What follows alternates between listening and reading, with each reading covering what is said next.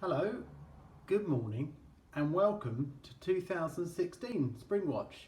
Did it? Oh no, I won't do it. Well, what a beautiful day. The sun is out. It's the first video I've done in ages. And you're probably thinking, where's his wildlife? Why has he got tadpoles in a bowl?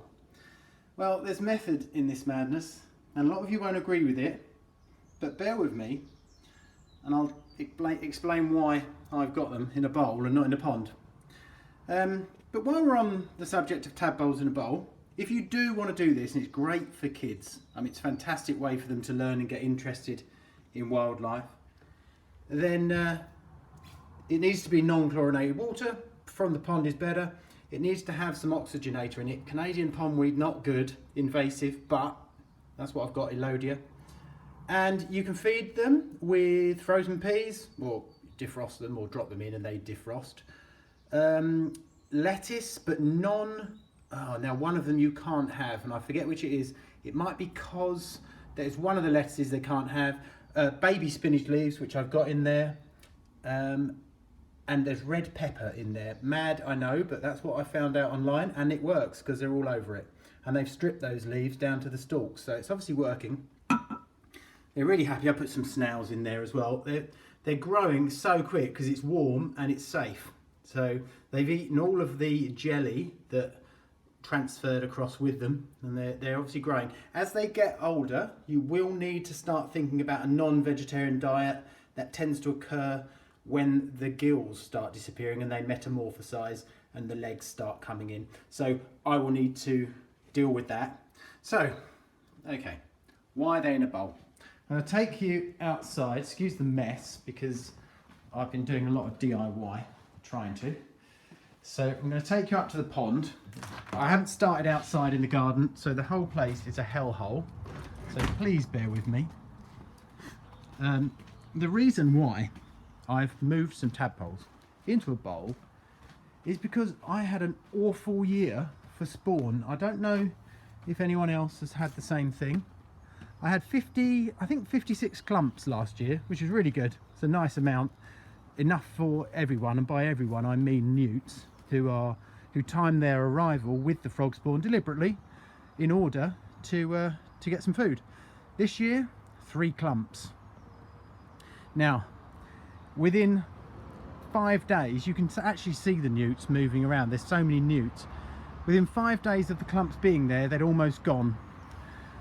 So I took some and I removed it from the environment in order to foster some baby frogs and to keep them going, because I've hardly seen any this year. I can normally hear the frogs mating, and there's none. That may be to do with the weather. It's been extremely mild winter. I honestly don't know. Obviously frogs hibernate in the bottom of ponds, and they pretty much can freeze solid as far as I understand it.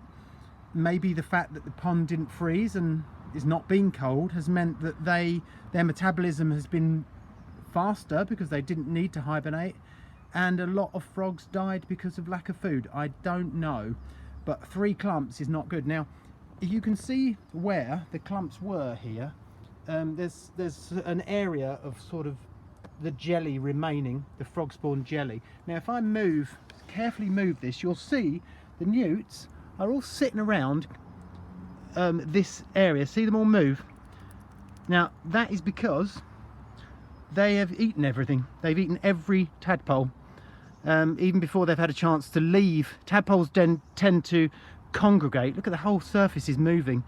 Tadpoles tend to congregate in the middle of the jelly where it's safer, and also it's in the sunlight, it keeps them warm and they metabolize quicker.